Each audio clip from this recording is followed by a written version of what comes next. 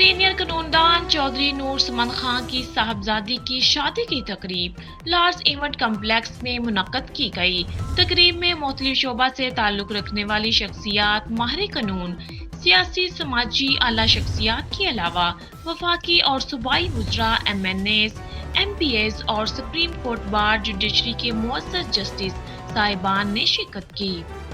تقریب میں جسٹس انوار الحق، جسٹس شہرام سرور، جسٹس بلال خان، وفاقی وزیر قانون اعظم نذیر تارڑ،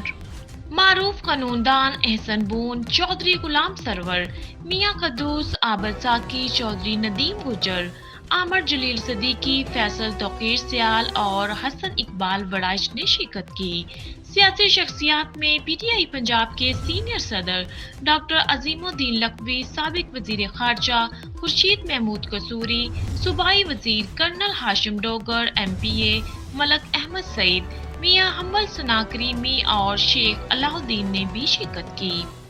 چودھری شفیق الرحمان گیلن، ڈائریکٹر چودھری طارق بٹ گیلن، علی خان اور محمد شریف ساجد گیلن سے بھی شادی کی تقریب میں شامل ہوئے۔